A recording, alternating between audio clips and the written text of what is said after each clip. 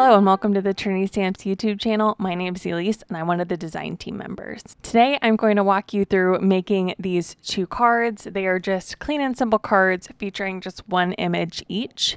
Here is a look at the projects that we are going to create, and then let's just jump right into it. So I've got some images loaded into my mini MISTI.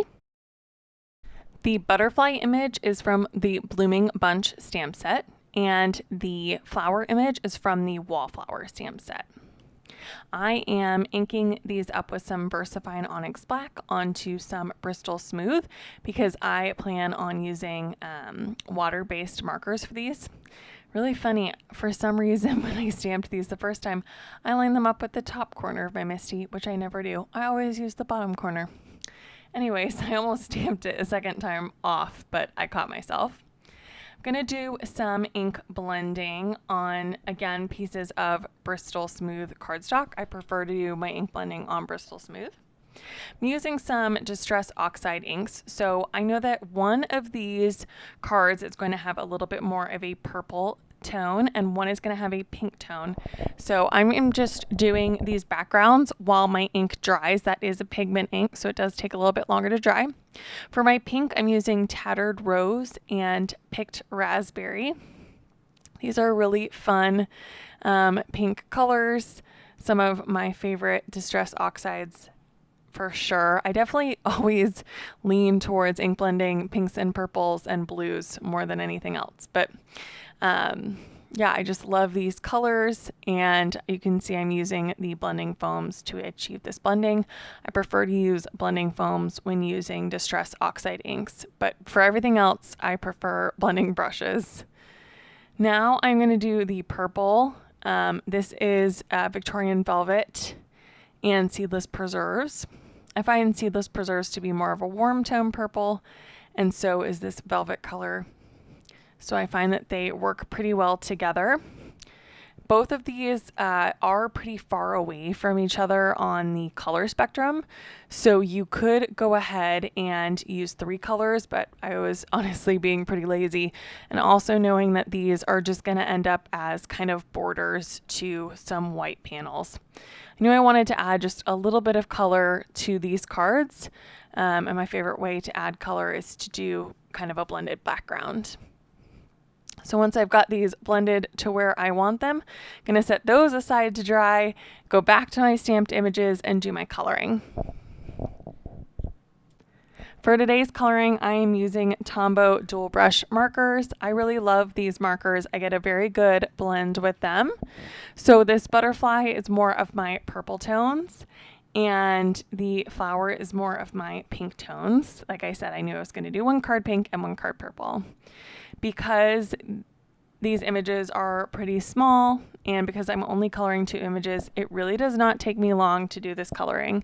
This is sped up. In real life, this coloring took me 3 minutes, which is nothing. I feel like so much of the time we get discouraged on coloring images because to do like a scene card, for example, you've got to color a lot of images to really make that scene come to life.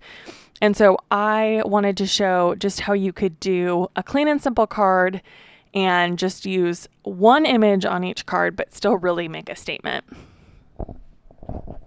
Just going ahead and coloring in that flower. I could do this more precisely, but honestly, for the most of the time, nobody notices if your coloring is perfectly shaded, to be honest.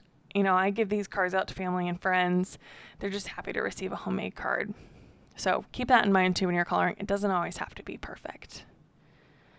All right, in a second, we're going to look at the marker colors. If you wanted to know exactly which markers I used, these come in like packs of 10, I think, and they're just really great to have. I have thoroughly enjoyed using them.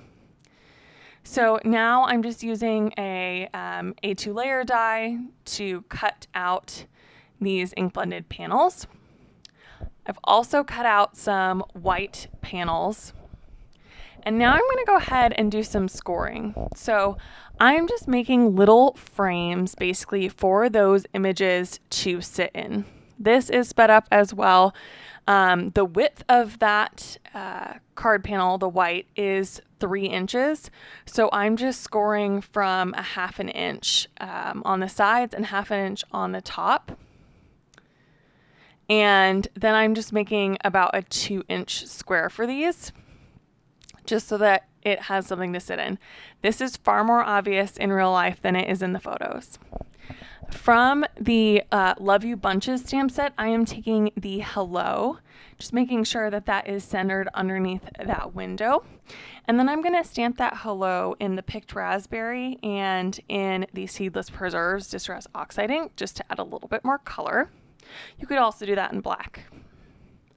Now you can see how these are going to look on the card. I am going to use some foam tape to pop these up. I always feel like adding dimension just adds a little bit more to your card, especially when you're going with something clean and simple. Dimension really adds an extra impact to your cards. Just peeling off that foam tape and adhering these down.